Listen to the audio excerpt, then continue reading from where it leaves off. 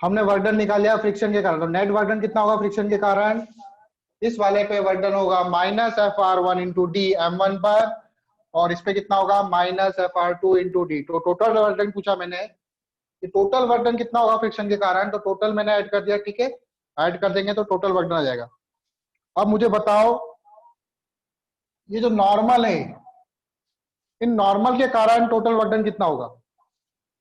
Total work done by N, N के कारण total work done,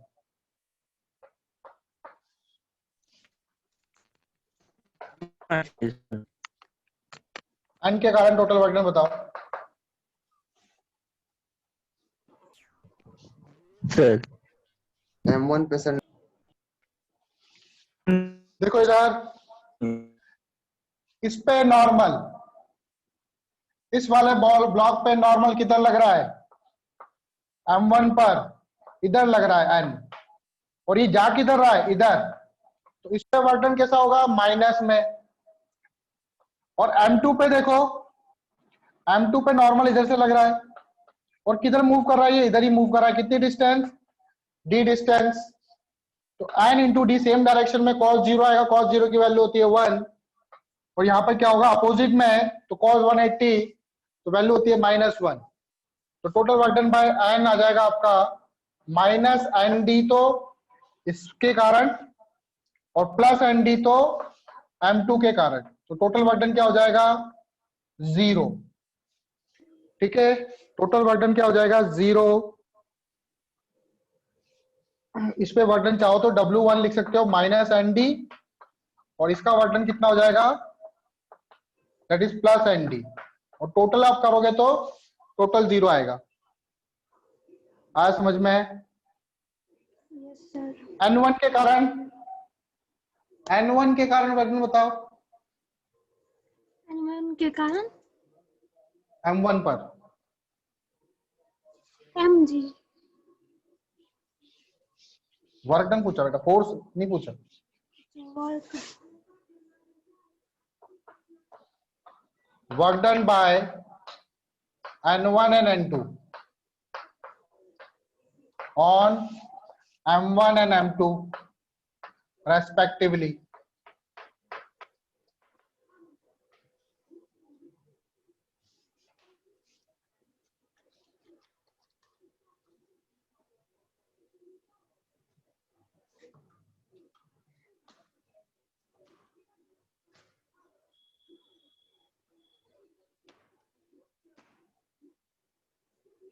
बताओ, तो work done bye N1 and N2 ये क्या होगा? 0। क्यों? थीटा इसमें 90 है, थीटा की वैल्यू क्या है? 90 है। Work done bye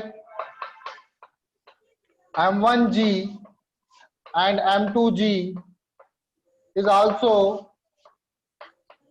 0। Again same reason, theta कितना है?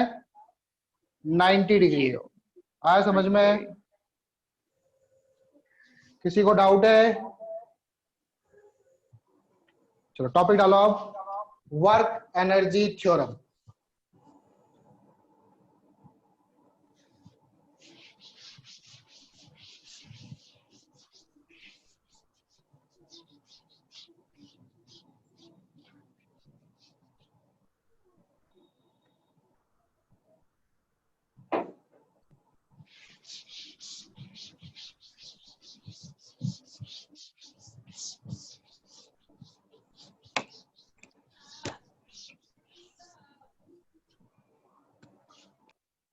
Work energy theorem.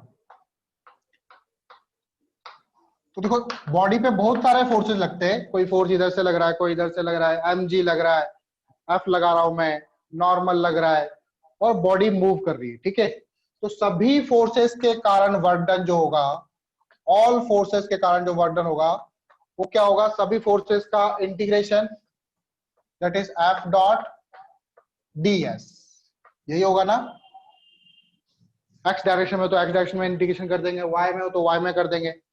तो सभी फोर्सेस के कारण, ऑल फोर्स, यहाँ पे क्या लिखा है मैंने, work done by all forces is equal to होगा integration of force into displacement. ठीक, ये तो हमें पता है। अब फोर्स को मैं क्या लिख सकता हूं, मैंने बताया था फोर्स को मैं एम लिख सकता हूं, mass into acceleration into ds। ठीक है, मास को मैं ले लेता हूं बाहर और एक्सीलरेशन इंटू ds। ठीक है, एक्सीलरेशन इंटू ds कर दिया हमने। ठीक है, इसमें आप f डॉट ds लिख रहे हो ना, ये F D S cos theta होगा। मान लेते हैं फोर्स और डिस्प्लेसमेंट की डायरेक्शन सेम है, तो वेक्टर नहीं लगाते हम लोग, खाली ए ds लिखते हैं। अच्छा, एक्सीलरेशन क्या होता है, rate of change of velocity. Acceleration का दो फॉर्मूला होता है, एक तो होता है dv बाई dt, और एक और फॉर्मूला होता है एक्सीलरेशन का, एक और फॉर्मूला होता है, इसको क्या करो, ds से मल्टीप्लाई कर दो। तो ds by dt, change in displacement upon time, क्या बन जाएगा, ये वेलोसिटी बन जाएगा। तो v dv by ds, this is also acceleration. तो एक्सीलरेशन की जगह मैं क्या लिख सकता हूं, v dv। एक्सीलरेशन की जगह क्या लिख सकता हूं, v dv by ds into ds। ds से ds कैंसिल,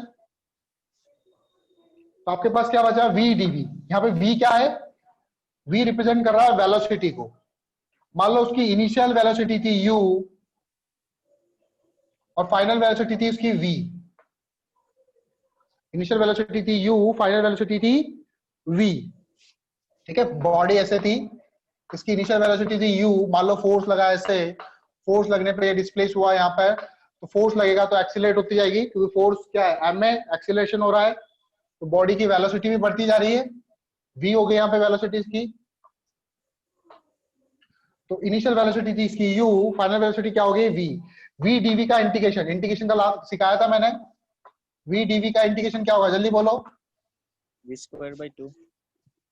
क्या होगा v dv का इंटीग्रेशन, v की पावर कितनी है 1, v की power 1 plus 1 divide by 1 plus 1, तो v स्क्वायर बाई 2 कितना हो जाएगा, v square by 2। Limit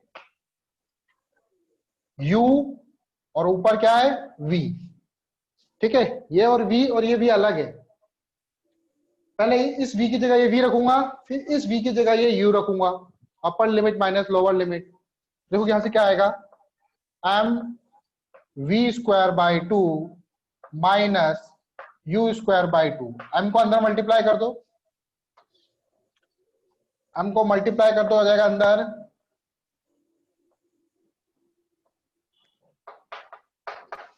half mv square minus half mu square. सुना है कभी हाफ mv स्क्वायर क्या होता है, वो सर ये काइनेटिक एनर्जी का चेंज होगा। एनर्जी होता है। ये क्या होगा, काइनेटिक चेंज एनर्जी। इन क्या ये फाइनल उसका काइनेटिक change। एनर्जी को रिप्रेजेंट कर रहा है, हाँ सर, फाइनल मैंने और हाफ mv स्क्वायर क्या इनिशियल काइनेटिक एनर्जी को रिप्रेजेंट कर रहा है, काइनेटिक एनर्जी जब इनिशियली थी।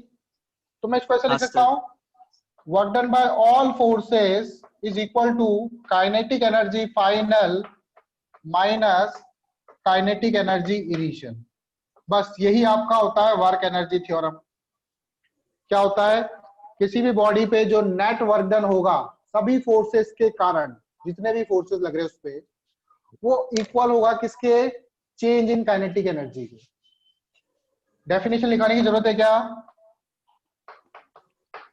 Is equal to kinetic energy final minus kinetic energy initial होता है change in kinetic energy. Delta का मतलब है चेंज, यही आपका क्या होता है, वर्क एनर्जी थ्योरम, इसे बोलते हैं work energy theorem. Work done by all forces is equal to change in kinetic energy. समझ गए, तो ये होता है आपका वर्क एनर्जी थ्योरम। अच्छा, काइनेटिक एनर्जी और मोमेंटम के बीच में रिलेशन जानते हो, मोमेंटम का क्या फॉर्मूला होता है, mv एमवी मोमेंटम होता है मास इनटू वेलोसिटी। ठीक है, मोमेंटम का मतलब होता है quantity of motion contain in the body. अगर बॉडी का मास ज्यादा हो तो उसमें मोशन ज्यादा होगा, मोशन मतलब चलना ही नहीं, क्वांटिटी ऑफ मोशन। ठीक है, तो मुझे रिलेशन बनाना है किसमें, काइनेटिक एनर्जी और मोमेंटम में। कोई रिलेशन जानता है काइनेटिक एनर्जी और मोमेंटम का? काइनेटिक एनर्जी का फॉर्मूला होता है half mv²। moved under 2m into kinetic. हाँ, और मोमेंटम p यहाँ पे p फॉर प्रेशर नहीं है, p रिप्रेजेंट करता है मोमेंटम को। मोमेंटम। p बराबर होता है मास इनटू वेलोसिटी। ठीक है, p बराबर होता है मास इनटू वेलोसिटी। मुझे मोमेंटम बनाना है, तो मैं क्या करूंगा, दोनों तरफ m से मल्टीप्लाई कर दो। इधर भी m से मल्टीप्लाई कर दो, इधर भी कर दो, कर सकता हूं दोनों तरफ। इधर क्या हो जाएगा, mk, इधर क्या हो जाएगा, हाफ mv का होल स्क्वायर। क्रॉस मल्टीप्लाई कर दो, m इंटू वी क्या होता है, मोमेंटम, तो इसको मोमेंटम लिख दूंगा मैं, 2mke इक्वल टू हो जाएगा p का स्क्वायर। तो p बराबर क्या हो जाएगा, अंडर रूट 2mke। ठीक है, this is the relation between momentum and kinetic energy. क्योंकि अगला क्वेश्चन मेरा सी पर था, मोमेंटम और काइनेटिक एनर्जी पर, इसलिए मैंने ये चीज पढ़ाई। ठीक है, तो देखो अगला सवाल क्या है मेरा,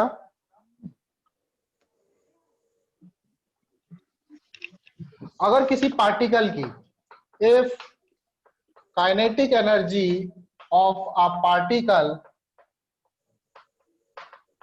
is increased by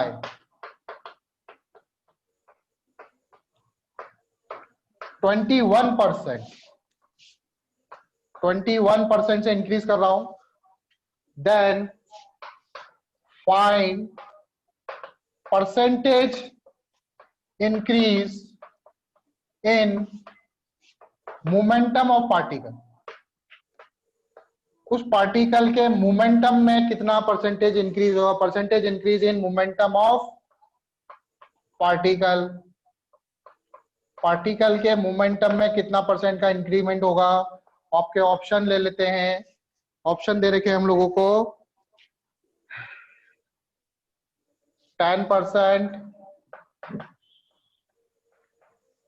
11%,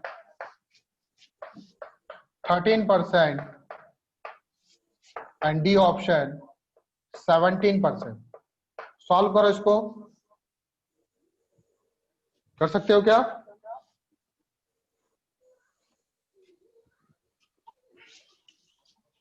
मान लो इनिशियल काइनेटिक एनर्जी थी इसकी, काइनेटिक एनर्जी का फॉर्मूला क्या होता है, दैट इज हाफ mv²। हमने मान लिया लैट इनिशियल काइनेटिक एनर्जी कितनी थी, k। काइनेटिक एनर्जी इनिशियल कितनी थी, इनिशियल काइनेटिक एनर्जी कितनी थी, k। फाइनल काइनेटिक एनर्जी कितनी होगी, काइनेटिक एनर्जी फाइनल 21% से बढ़ा दिया मैंने, तो k plus 21% of k, k plus 21% of k निकालना आता है आप लोगों को। सॉल्व करोगे तो आएगा 1.21 k। अच्छा, यहां पर जब था इनिशियली तब उसकी वेलोसिटी अलग थी, कुछ v थी, देखो यहाँ पर मैंने v लिख रखा है। उस समय इसकी काइनेटिक एनर्जी क्या थी, हाफ mv²। फिर अब इसकी वेलोसिटी v थोड़ी रहेगी, अब तो इसकी वेलोसिटी कुछ चेंज हो जाएगी, क्योंकि मास तो वही रहेगा, मास में थोड़ी चेंज आएगा। वेलोसिटी क्या हो गई, v डैश। अब काइनेटिक एनर्जी कितनी होगी फाइनल, दैट इज 1.21 k।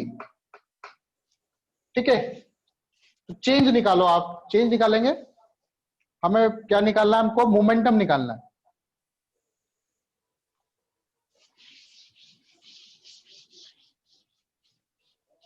तो देखो इधर से kinetic energy final equal to क्या है आपका 1.21 के, तो यहां से लिखूंगा मैं हाफ m v डैश का स्क्वायर 1.21, यहां पे लिखूंगा हाफ m v²। यहां से रिलेशन आ जाएगा आपका half m cancel, v dash का स्क्वायर इक्वल टू क्या आया 1.21 इंटू v²।